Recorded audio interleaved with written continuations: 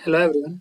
आज की वीडियो में हम कक्षा 12 के फिजिक्स का रिवीजन स्टार्ट करने जा रहे हैं, जिसके अंतर्गत हम केवल कॉन्सेप्ट को क्लियर करने का प्रयास करेंगे, क्योंकि मैं उम्मीद करता हूँ आपके पास नोट्स उपलब्ध होंगे। तो आइए शुरू करते हैं चैप्टर 1। चैप्टर 1 है आपका वैद्युत आवेश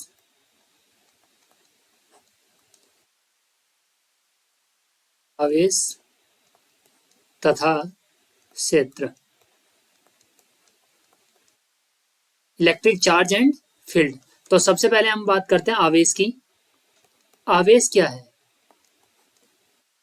आवेश किसी भी पदार्थ का एक ऐसा गुण है जो किसी वस्तु के साथ आकर्षण अथवा प्रतिकर्षण का अनुभव करता है। तो के आवेश दो प्रकार के होते हैं, एक पॉजिटिव होता है और दूसरा नेगेटिव होता है।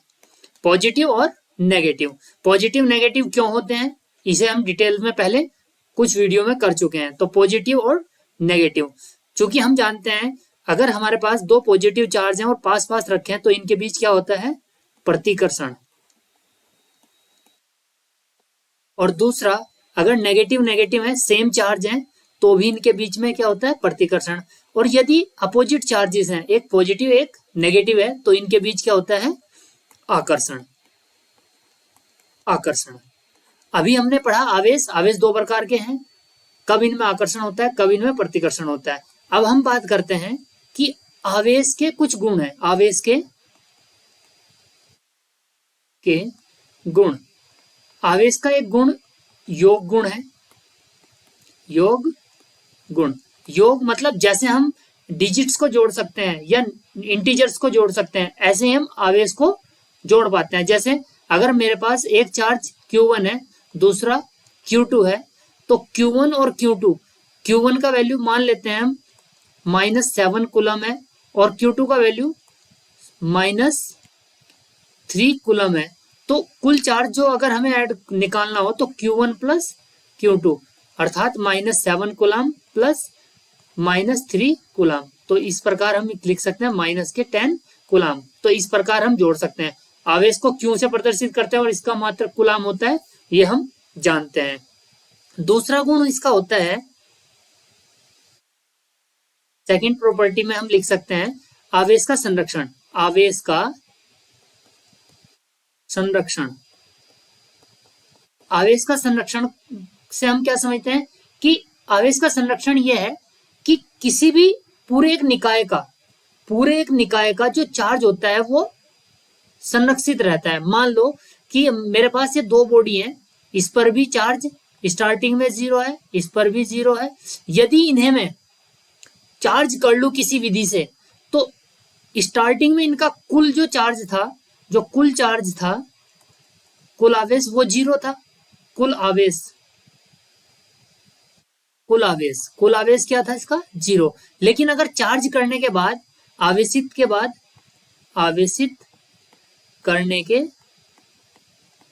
बाद एक पर पॉजिटिव चार्ज आएगा और दूसरे पर नेगेटिव चार्ज आएगा। मान लो इस पर पॉजिटिव आया और इस पर नेगेटिव, ये दोनों बराबर होंगे, अर्थात इसका जो कुल आवेश होगा, कुल आवेश, वो इसका भी क्या होगा?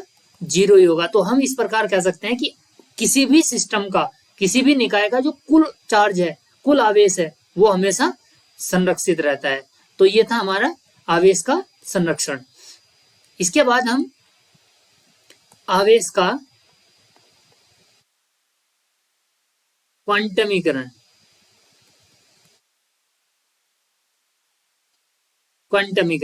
आवेश का क्वांटमीकरण क्या है? क्योंकि हम जानते हैं जो सबसे छोटा चार्ज है वो E है, और E का जो वैल्यू मान रखा है हमने 1.6 इंटू 10⁻⁻19 कूलम। और किसी भी बॉडी पर या किसी भी वस्तु पर जो चार्ज आता है, वो कुल आवेश, वो इस E के पूर्ण गुणज के रूप में आता है। मतलब अगर ये कोई बॉडी है तो इसका जो चार्ज हो सकता है वो +-E, +-2E, +-3E, इस प्रकार से हो सकता है। अगर मैं कहूं कि इस बॉडी का जो चार्ज है 1.5E है, तो ये पॉसिबल नहीं है। तो हम ये कह सकते हैं कि अगर किसी बॉडी पर n इलेक्ट्रॉन है, तो कुल जो चार्ज होगा उसका Q बराबर होगा NE होगा, और N क्या है यहाँ पर, एक पूर्णांक है। इसे हम आवेश का क्वांटमीकरण कहते हैं। तो आवेश उत्पन्न करने की विधियां, जो आवेश है उसे उत्पन्न करने की कुछ विधियां हैं। फर्स्ट जो हम पढ़ते हैं घर्षण द्वारा। घर्षण द्वारा यदि हम किसी ऑब्जेक्ट को दूसरे ऑब्जेक्ट से रगड़ते हैं तो हम आवेश को उत्पन्न कर सकते हैं। जैसे कांच को मैं रेशम से रगड़ूं, कांच और रेशम के बीच में क्या करा जाए, घर्षण कराया जाए अगर, तो अगर कांच पर जो चार्ज आएगा वो पॉजिटिव आएगा और रेशम पर नेगेटिव, और सेम चार्ज होंगे, इनका जो परिमाण होगा वो बराबर होगा। अगर कांच पर जो पॉजिटिव चार्ज है ये केवल हमारा कन्वेंशन है, ऐसा हमने माना हुआ है, और जब हम कांच को किसी और के साथ रगड़ते हैं तो उस पर ठीक कांच का विपरीत आवेश आएगा और इक्वल आएगा। तो इस प्रकार हम घर्षण द्वारा आवेश को उत्पन्न कर सकते हैं। एक बात यहाँ पर हम समझ सकते हैं कि जब हम कोई दो बॉडी है, ये न्यूट्रल है, मान लो इसमें पॉजिटिव और नेगेटिव इक्वल है, इसी प्रकार दूसरी बॉडी है, इसमें पॉजिटिव नेगेटिव, ये है पॉजिटिव भी नहीं है। जब इन्हें घर्षण कराते हैं, घर्षण के बाद अगर मान लो इस घर्षण के बाद होगा क्या कि जो इसके आउटर सेल के इलेक्ट्रॉन है वो इस बॉडी पर ट्रांसफर हो जाएंगे, अर्थात ये यहां से हटेगा और यहां पर चला जाएगा। तो जब ये ट्रांसफर है तो आवेशित करने का मतलब क्या है कि इलेक्ट्रॉनों का ट्रांसफर। तो जब यहां से एक चार्ज इधर चला गया, एक इलेक्ट्रॉन इधर चला गया, तो इस पर इलेक्ट्रॉन ज्यादा है, तो यानी कि ये बॉडी कैसी हो जाएगी, नेगेटिवली चार्ज हो जाएगी, और ये पॉजिटिवली चार्ज, अर्थात इस पर पॉजिटिव चार्ज आ जाएगा और इस पर नेगेटिव चार्ज आएगा। तो हम ये कह सकते हैं कि जो आवेशन का कारण है, यानी कि चार्ज होने का आवेशन का कारण, वो हमारे इलेक्ट्रॉन्स हैं। उन्हें आवेशन का जो कारण होता है वो इलेक्ट्रॉन होता है। तो दूसरा जो मेथड था हमारा वो था कांटेक्ट द्वारा, यानी कि संपर्क द्वारा। यदि हम एक चार्ज बॉडी को किसी दूसरी बॉडी के संपर्क में लाएं तो दूसरी बॉडी भी चार्ज हो जाती है। और तीसरा जो मेथड है हमारा वो है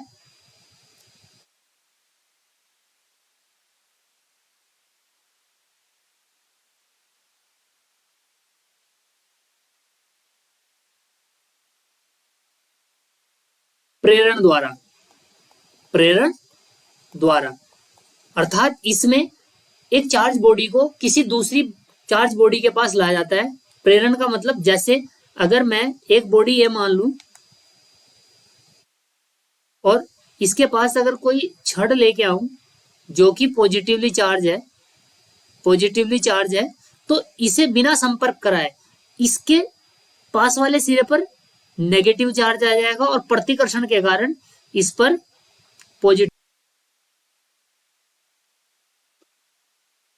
क्योंकि हमने देखा था कि आवेशों के बीच में आकर्षण या प्रतिकर्षण होता है, तो उनके बीच कितना प्रतिकर्षण कितना आकर्षण होगा, या कितना प्रतिकर्षण बल लगेगा कितना आकर्षण बल लगेगा, ये सब जानने के लिए इसके बाद हमने जो पढ़ा था वो था कूलाम का नियम। कूलाम का नियम ये कहता है कि अगर हमारे पास दो चार्ज बॉडी हैं, ये बिंदु आवेश हमारे पास है, तो इनके बीच आकर्षण और प्रतिकर्षण जो बल लगता है, मान लो अगर ये सेम है तो इनके बीच प्रतिकर्षण होगा, और बाय चांस यदि ये विपरीत है तो इनके बीच क्या होगा, आकर्षण बल लगेगा। तो प्रतिकर्षण और ये क्या है, आकर्षण। तो प्रतिकर्षण और आकर्षण बल इनके बीच की दूरी और इनके परिमाण पर निर्भर करता है। मान लो ये Q1 है, ये Q2, और इनके बीच की डिस्टेंस R हो, तो कूलाम ने बताया था कि दो चार्जेस के जो बीच के डिस्टेंस है वो यदि R हो और उन चार्ज के परिमाण Q1 Q2 हो, तो जो इनके बीच लगने वाला आकर्षण या प्रतिकर्षण बल होगा F जो होगा वो प्रोपोर्शनल होगा इन दोनों चार्जों के परिमाण के, अर्थात Q1 Q2 के परिमाण के अनुक्रमानुपाती और F एफ जो होगा इनके बीच की दूरी के वर्ग के व्युत्क्रमानुपाती होगा, अर्थात दूरी बढ़ाने पर बल कम होगा। और तीसरी बात इन्होंने ये कही थी कि जो ये बल है इनके बीच की जो रेखा है इसे मिलाने वाली रेखा के अनुदिश कार्य करेगा। तो इन दोनों नियमों को यदि हम मिला देते हैं तो F प्रोपोर्शनल हो जाएगा Q1 Q2 upon R square, और F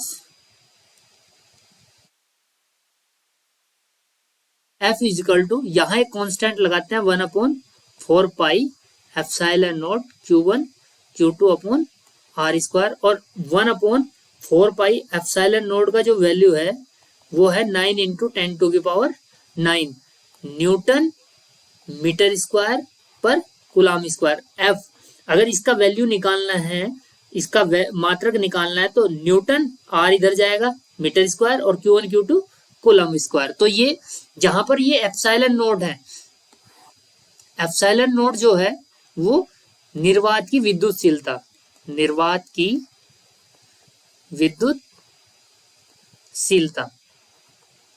इसे निर्वात की विद्युतशीलता कहते हैं। और इसका वैल्यू अगर हम यहां से सॉल्व करें, 4 पाई को इधर लेके जाएं, तो एप्सिलॉन नोड का जो वैल्यू है वो होता है 8.85 इंटू 10⁻⁻12 कूलम स्क्वायर पर न्यूटन मीटर स्क्वायर।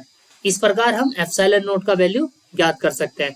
ये सब जो हमने प्रैक्टिकल, जो ये हमने नियम लिखा है, ये हमने किया है निर्वात में। यदि ये दोनों चार्जेस किसी माध्यम में रखे हुए हैं तो इसके लिए जो फोर्स लिखा जाएगा वो लिखा जाएगा 1/4 pi epsilon note, epsilon note ने होकर एप्सिलॉन एम हो जाएगा किसी मीडियम के लिए, epsilon M Q1 Q2 upon R square. अर्थात F जो होगा वो कुछ इस प्रकार से लिखा जाएगा, जो एप्सिलॉन नोट है, एप्सिलॉन एम है, ये माध्यम की विद्युतशीलता है, माध्यम की विद्युतशीलता का वैल्यू, एप्सिलॉन एम का वैल्यू ये होता है एप्सिलॉन नोट K, जहां K जो है, इस K को हम बोलते हैं पैरावैद्युतांक, K को हम बोलते हैं पैरावैद्युतांक।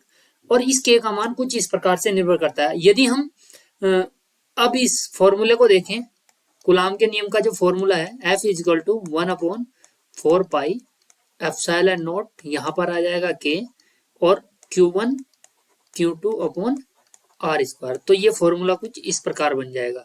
अब हम बात करते हैं कि ये K क्या है। K को समझने के लिए हम, यदि हमारे पास निर्वात में जो फोर्स था, यदि हम निर्वात में फोर्स F नोट माने और किसी माध्यम में फोर्स Fm माने, तो इसे हम इस प्रकार से समझ सकते हैं। मान लेते हैं कि हमारे पास दो चार्जेस हैं, कि ये दो चार्जेस हैं, ये अभी निर्वात में रखे हुए हैं, इनके बीच फोर्स जो लग रहा है F नोट है। अभी इन्हीं चार्जेस के बीच में हम कोई पैरावैद्युत पदार्थ रख देते हैं, जैसे हमने यहाँ पे रख दिया एक कागज। तो ये F नोट अब Fm हो जाएगा, क्योंकि अब मीडियम है, किसी मीडियम में हम काम कर रहे हैं। तो होगा क्या कि ये जो कागज है इन दोनों के बीच लगने वाले फोर्स को कम कर देगा। मान लेते हैं कि जो Fm है वो F नोट अपॉन कागज है, मान लेते हैं F नोट अपॉन 3.5, अर्थात इतना कम हो गया कि 3.5 टाइम कम हो जाता है पहले फोर्स का। तो इसका मतलब ये हुआ कि जो माध्यम में फोर्स है, ये जो कागज हमने रखा था, ये उस फोर्स को जो निर्वात में था उसे कम कर दे रहा है। तो हम यहां ये कह सकते हैं कि कागज का जो पैरावैद्युतांक है, पैरावैद्युतांक K का जो मान होगा कागज के लिए वो होगा 3.5। यदि इसी प्रकार हम यहाँ पर एक धातु रख दें, तो धातु के लिए K का जो वैल्यू होगा वो होगा इनफाइनाइट, क्योंकि जब हम धातु रखेंगे तो जो Fm होगा इसमें, तो वो Fm क्या हो जाएगा, 0 हो जाएगा धातु के लिए। तो इस प्रकार हम इस पैरावैद्युतांक को समझ सकते हैं। ऐसे ही यदि हम जल के लिए बात करें, जल का पैरावैद्युतांक ये होता है के 80। ऐसे ही है सब पदार्थों के लिए के का वैल्यू अलग होता है।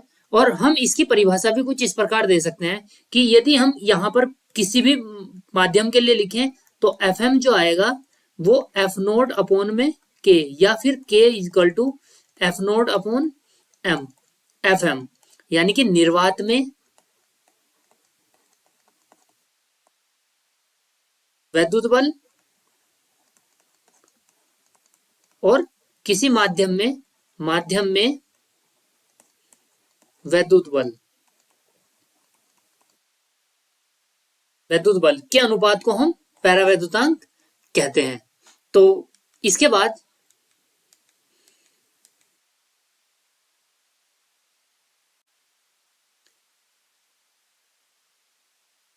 यदि हम कूलाम के नियम पर एक न्यूमेरिकल समझें, यदि हमें ये दो चार्जेस हैं और इन दो चार्जेस के बीच की डिस्टेंस अभी r गिवन है और ये q1 है, ये q है और ये भी चार्ज q है, q चार्ज है, दोनों सेम चार्जेस हैं। यदि इनके बीच की दूरी हाफ कर दी जाए, मतलब इनके बीच की दूरी अब हमने कितनी कर दी r/2, तो फोर्स कितना होगा? तो इस केस में फोर्स, यानी कि क्वेश्चन ये है कि दो चार्जेस हैं और उनके बीच की डिस्टेंस को हाफ कर दिया, आधा कर दिया जाता है, तो फोर्स कितना होगा? तो हम अगर इस केस में फोर्स को लिखें तो F लिखा जाएगा, F1 लिख लेते हैं इसे, 1/4 pi epsilon not Q square upon R²।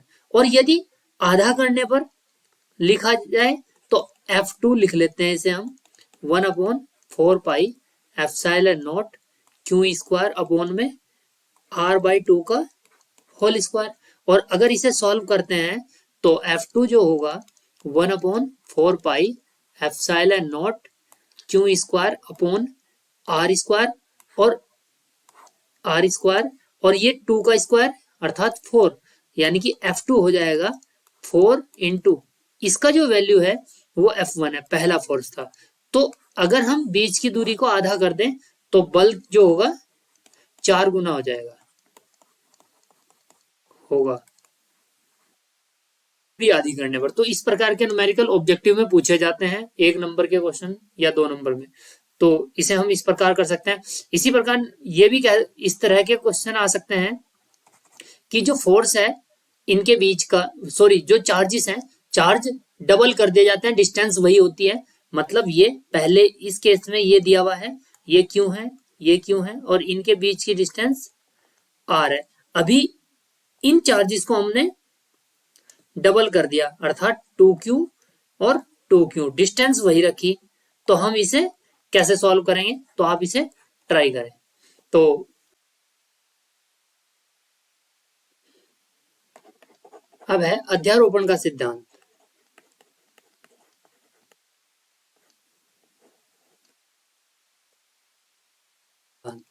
या यूं कहें कि बहुत सारे आवेशों के कारण किसी एक चार्ज पर बहुल आवेशों के कारण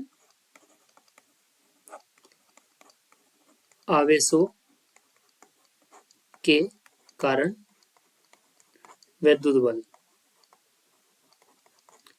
बल, मतलब कहने का यह है कि अगर हमारे पास बहुत सारे चार्जेस हैं कुछ इस प्रकार से, और ये मान ले Q1 चार्ज है, और इस Q1 चार्ज पर आपको फोर्स निकालना है, या इसे Q2 मान लेते हैं, इस Q1 पर आपको फोर्स निकालना है। ये Q1, Q2, Q3, Q4 है।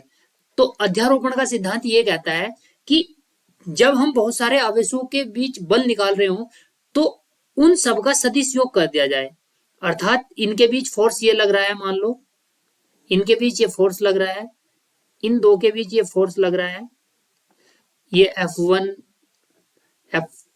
F4 मान सकते हैं, F2 मान सकते हैं, F3 मान सकते हैं, और इस Q1 पर निकालना है। तो Q1 पर बल या कुल बल जो F होगा वो F4 plus F4, F3, F2 सभी बलों का सदिश योग होगा, सदिश योग। तो इस प्रकार से हम अध्यारोपण का सिद्धांत बोलते हैं। अर्थात कहने का तात्पर्य ये हुआ कि अगर बहुत सारे आवेश हमारे पास रखे हुए हैं तो किसी एक आवेश पर हमें बल निकालना है, तो हम सबके कारण उस एक चार्ज पर बल निकाल लेंगे और उनका फिर हम सदिश योग कर देंगे, तो हम उस चार्ज पर बल ज्ञात कर सकते हैं। इसी सिद्धांत को हम अध्यारोपण का सिद्धांत कहते हैं। आप इसे नोट्स से लिखने का प्रयास करें। इसी पर एक एग्जाम्पल देख लेते हैं हम। यदि एग्जाम्पल है, फॉर एग्जाम्पल हमारे पास एक वर्ग है और इस वर्ग पर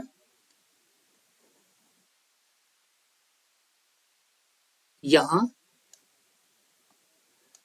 4 चार्जेस रखे हुए हैं। ये ए है, बी, सी और डी। हमें इस पर चार्ज है क्यों, इस पर चार्ज है क्यों, इस पर भी क्यों और इस पर भी क्यों, और सी पर हमें बल निकालना है। तो इसके लिए हमें क्या करना पड़ेगा, इसके कारण इस पर बल, इसके कारण इस पर बल और इसके कारण इस पर बल निकालना पड़ेगा और फिर उनका हम सदिश योग कर देंगे। उसके लिए हमें सदिश गणित या सदिशों का योग आना चाहिए। तो उसके इसे देखते हैं हम। सी पर बल निकाले तो इस चार्ज के कारण इस पर जो बल लग रहा है, मान लेते हैं कि इसे हमने नाम दे दिया F1, और इस चार्ज इसके कारण जो बल लग रहा है वो F2, और इसके कारण जो बल लग रहा है वो F3।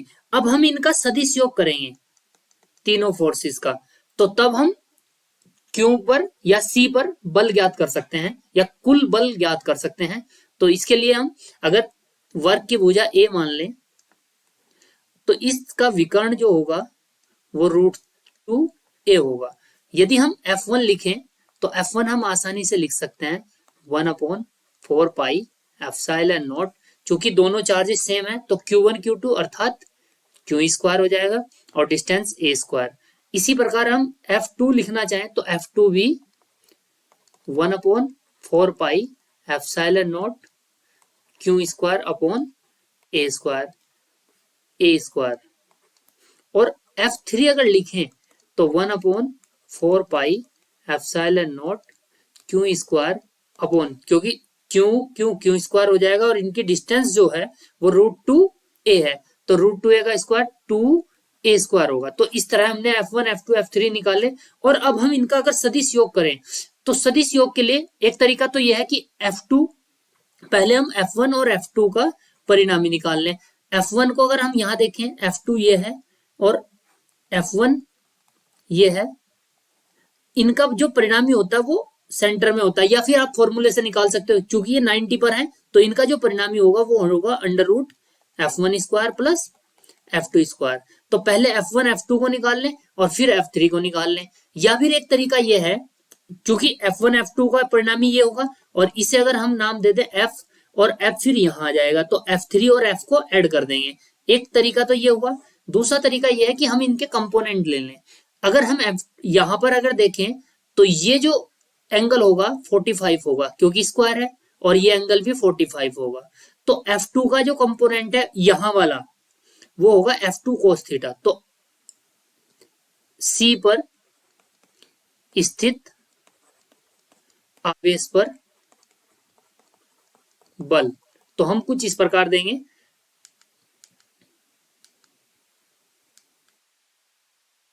F इजिकल टू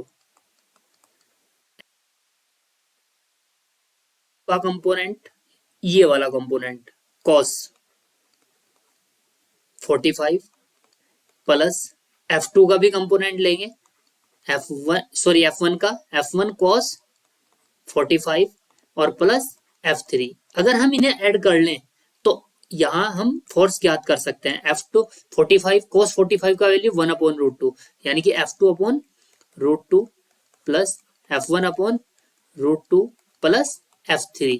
और इन सब के वैल्यू अगर हम यहाँ रखें और सॉल्व करें तो हम आसानी से फोर्स निकाल सकते हैं। इसे आप ट्राई करें। इसी प्रकार एक क्वेश्चन ये भी है, एग्जाम्पल ले लेते हैं कि एक हमारे पास एक ट्रायंगल है, समबाहु त्रिभुज कह सकते हैं, समबाहु त्रिभुज है, और इसके तीनों कोनों पर 3 चार्जेस रखे हुए हैं और तीनों चार्जेस जो हैं Q, Q और Q, तो Q पर कितना चार्ज लग रहा है इनके कारण। तो यदि हम इसे सॉल्व करना चाहें, क्योंकि ये समान चार्जेस हैं, यानी कि इनका जो प्रकृति है वो सेम है, धनात्मक धनात्मक धनात्मक और ये भी धनात्मक। तो अगर इसके कारण देखें तो फोर्स लगेगा ये इधर की डायरेक्शन में, इसके कारण फोर्स लगेगा ये। तो पहले हम इसके ये F और ये F, इसे हम F F इसलिए लिखेंगे क्योंकि ये डिस्टेंस और ये डिस्टेंस सेम है। और अब यदि हम इसके कारण देखें तो ये लगेगा F, इसे हम F1 F2 F3 निकाल सकते हैं। और इन F1 F2 F3 का यदि हम परिणामी निकाल लें, परिणामी, तो हम इस Q पर लगने वाला बल ज्ञात कर लेंगे। यानी कि परिणामी किस किस का, F1 का, F2 का और F3 का। अब इसमें सदिश यूज करेंगे और आप इसे ट्राई करें, और एग्जाम्पल भी है ये। नेक्स्ट है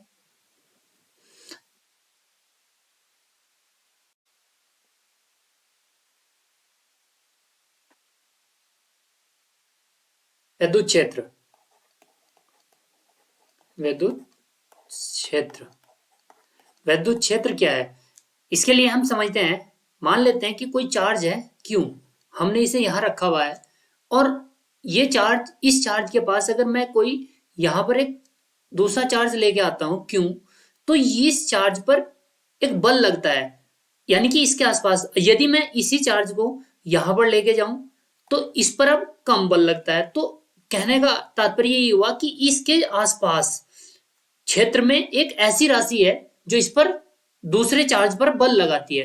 अर्थात हम ये कह सकते हैं कि इस Q के कारण एक ऐसी राशि इस क्षेत्र में है जो इस Q पर बल लगाती है। उस राशि को हम क्या कहते हैं, विद्युत क्षेत्र कहते हैं। यदि इस Q के कारण इस पर, इस चार्ज पर एक फोर्स जो लगा वो F फोर्स लगा, तो इस F और जो चार्ज था ये, इसके अनुपात को हम विद्युत क्षेत्र की तीव्रता कहते हैं। तो विद्युत क्षेत्र की तीव्रता E बराबर F/Q। विद्युत क्षेत्र को हम एक इस तरह भी परिभाषित करते हैं, यदि हम Q जो है 1 कूलाम यूज कर लें तो E जो होगा वो होगा F/1, अर्थात E इक्वल टू F। तो हम ये कह सकते हैं कि एक आवेश के चारों ओर का वह क्षेत्र जिसमें कोई चार्ज एक, अतः हम कह सकते हैं कि विद्युत क्षेत्र वह राशि है जो किसी आवेश पर बल लगाती है, या एकांक आवेश पर लगने वाला बल ही, एकांक आवेश पर लगने वाला बल विद्युत क्षेत्र कहलाता है। तो विद्युत क्षेत्र एक राशि है जो किसी दूसरे चार्ज पर बल लगाती है। तो यह हम ये कह सकते हैं कि एक आवेश पर लगने वाला बल, एकांक आवेश पर लगने वाला बल ही विद्युत क्षेत्र है। अगर हम E की बात करें तो E का फॉर्मूला हमने बताया F/Q, और ये एक सदिश राशि है क्योंकि फोर्स एक सदिश है। दूसरा, इसका जो मात्रक होगा, E का मात्रक न्यूटन पर कूलाम, तो E का मात्रक जो होगा वो न्यूटन पर कूलाम होगा। इसी प्रकार यदि हम बहुत सारे आवेशों के कारण विद्युत क्षेत्र ज्ञात करना चाहें, मान लो कि ये हमारे पास कुछ चार्जेस हैं और इस पॉइंट पर, ए पॉइंट पर मैं विद्युत क्षेत्र ज्ञात करना चाहता हूं, तो इसे भी हम अध्यारोपण का सिद्धांत कहेंगे। इसके कारण विद्युत क्षेत्र निकाल लेंगे, इसके कारण भी विद्युत क्षेत्र निकाल लेंगे, इसके कारण विद्युत क्षेत्र, और इस चार्ज के कारण भी विद्युत क्षेत्र हम ज्ञात करेंगे। यानी कि E1 E2, E3, E4 जितने भी चार्जेस हैं, यानी कि हम इन्हें मान लेते हैं Q1, Q2, Q3, Q4। तो इन विद्युत क्षेत्रों का यदि हम सदिश सम कर दें, यानी कि वेक्टर सम करें, सदिश योग, सदिश योग, सदिश योग अगर कर दें तो हम इस पॉइंट पर विद्युत क्षेत्र ज्ञात कर सकते हैं। इसे भी हम अध्यारोपण का सिद्धांत ही कहेंगे, सिद्धांत। तो कहने का अर्थ यह हुआ कि बहुत सारे आवेशों के कारण यदि हमें किसी एक पॉइंट पर विद्युत क्षेत्र निकालना है तो हम उन सभी आवेशों के कारण अलग अलग विद्युत क्षेत्र निकालेंगे और उनका विद्युत क्षेत्र रेखाएं, रेखाएं विद्युत क्षेत्र रेखाएं क्या होगी, उसके लिए यदि हम विद्युत क्षेत्र को देखें कि ये कोई चार्ज है और इसके आसपास विद्युत क्षेत्र है। मान लो अगर मैं यहां पर कोई एक चार्ज लेके आता हूं क्यों, और सेम चार्ज है ये कैपिटल क्यों लिख लेते हैं, पॉजिटिव है और ये भी पॉजिटिव है, तो इन दोनों में रिपल होगा और ये चार्ज ऐसे भागना स्टार्ट हो जाएगा। अगर इसे मैं यहां लाऊं तो ये और ज्यादा फोर्स अनुभव करेगा, यानी कि बल का अनुभव करेगा। तो विद्युत क्षेत्र के निरूपण के लिए जो रेखाएं यूज की जाती हैं उन्हें हम विद्युत क्षेत्र रेखाएं कहते हैं। तो विद्युत क्षेत्र के निरूपण के लिए प्रयुक्त की जाने वाली रेखाएं विद्युत क्षेत्र रेखाएं कहलाती हैं। विद्युत क्षेत्र को, विद्युत क्षेत्र का निरूपण करने के लिए खींची जाने वाली रेखाएं, रेखाएं, या फिर ये कहें क्योंकि ये क्यों चार्ज था, इसके पास अगर कोई चार्ज लाते हैं तो ये अगर सेम है, ये पॉजिटिव है और ये भी पॉजिटिव है, तो ये इसके अनुदिश चलना प्रारंभ कर देगा, यानी कि ये कैपिटल क्यू चार्ज इस क्यू चार्ज पर एक बल लगाएगा बाहर की ओर। तो ये भी कह सकते हैं वे रेखाएं जिनके अनुदिश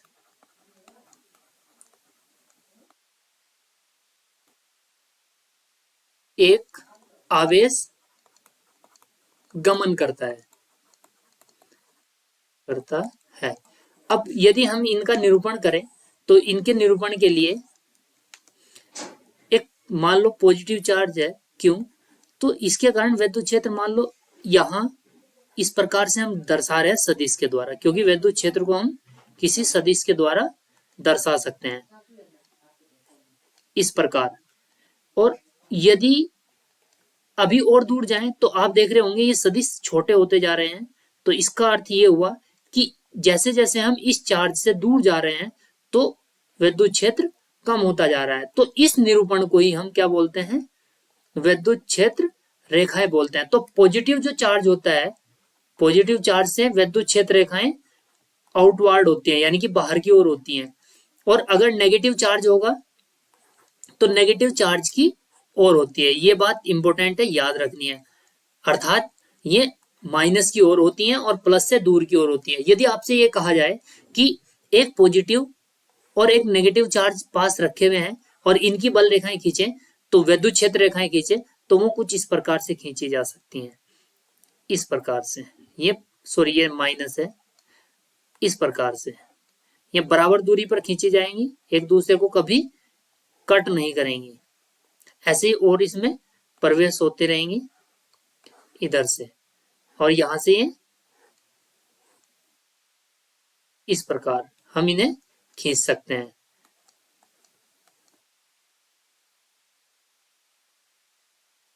कुछ इस प्रकार से।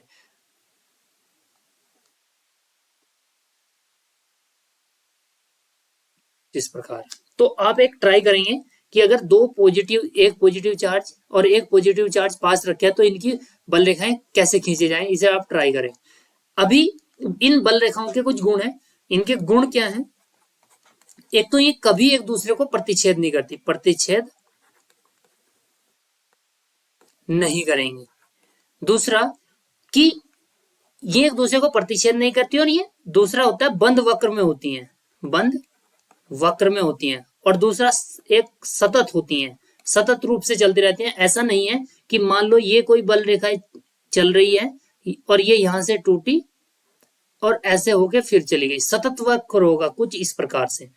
तो प्रतिच्छेद नहीं करती, बंद वक्र होती हैं और सतत होती हैं हमेशा। तो ये इसके गुण हैं, इन्हें आप डिटेल में नोट्स में होंगे, ये मैंने बहुत शॉर्ट में लिखे हैं। प्रतिच्छेद नहीं करती, क्यों नहीं करती ये क्वेश्चन है, क्योंकि यदि इसमें देखें इस पॉइंट पर यदि हम एक स्पर्श रेखा खींचे तो ये स्पर्श रेखा विद्युत क्षेत्र की दिशा है, ई की दिशा को निरूपित करती है ये। और यदि मान लो ये एक विद्युत क्षेत्र रेखा ये है, एक ये एक दूसरे को यहाँ कट करती हैं, तो इस पॉइंट पर एक तो स्पर्श रेखा इस डायरेक्शन में खींचेगी और एक इस डायरेक्शन में खींचेगी। तो एक विद्युत क्षेत्र की दिशा ये होगी, एक ये होगी, यानी कि एक पॉइंट पर दो विद्युत क्षेत्र की दिशा पॉसिबल नहीं है। तो इसलिए कभी भी एक दूसरे को प्रतिच्छेद नहीं करती। तो इस प्रकार हम विद्युत क्षेत्र रेखाओं तक हमने ये पढ़ लिया। इसके बाद हम बात करते हैं द्विध्रुव की। विद्युत द्विध्रुव, विद्युत द्विध्रुव क्या है? विद्युत द्विध्रुव एक निकाय है जिसमें हम दो चार्जेस बहुत अल्प दूरी पर रखते हैं। मान लो एक पॉजिटिव चार्ज है और एक नेगेटिव चार्ज है, पॉजिटिव और एक नेगेटिव। तो पॉजिटिव चार्ज और नेगेटिव चार्ज जब बहुत कम दूरी पर रखे जाते हैं, ये मैंने दूरी बनाई है लेकिन ये बहुत पास पास रखे हुए चार्जेस हैं, तो इस पूरे सिस्टम को हम क्या बोलेंगे? विद्युत द्विध्रुव कहते हैं। जब दो चार्ज पास पास रखे हुए होते हैं और इनका अगर ये मिड पॉइंट मान लें, इनके बीच की डिस्टेंस, हम पूरी जो डिस्टेंस है हम मान लेते हैं कि ए है, ये 2a मान लेते हैं, वो कैलकुलेशन के लिए कि कैलकुलेशन इजी हो, क्योंकि अगर यहां से हम दूरी काउंट करेंगे तो ये a हो जाएगा, ये a, तो इसलिए इस डिस्टेंस को हमने 2a माना।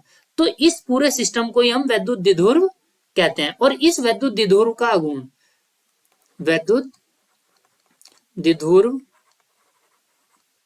का आघूर्ण, अगर हम विद्युत द्विध्रुव के आघूर्ण की बात करें तो विद्युत द्विध्रुव के आघूर्ण को हम P से डिनोट करते हैं, P से। और P एक सदिश राशि है और इसे ज्ञात करने के लिए एक कोई चार्ज लें, इन दोनों में से कोई एक चार्ज Q, और इनकी डिस्टेंस से मल्टीप्लाई करें तो ये क्या हो जाएगा? विद्युत द्विध्रुव आघूर्ण हो जाएगा। और इसका जो मात्रक है, इसका जो मात्रक होता है कूलाम मीटर, कूलाम मीटर मात्रक, इसका मात्रक कूलाम मीटर है, कूलाम मीटर। और इस चूंकि एक सदिश राशि है, इसकी जो डायरेक्शन होगी माइनस से प्लस से माइनस की ओर, इस डायरेक्शन में होगी P की विद्युत द्विध्रुव के आघूर्ण की। तो इस प्रकार हम इसके कुछ एग्जांपल जैसे H2O, HCl आदि इसके एग्जांपल हो सकते हैं।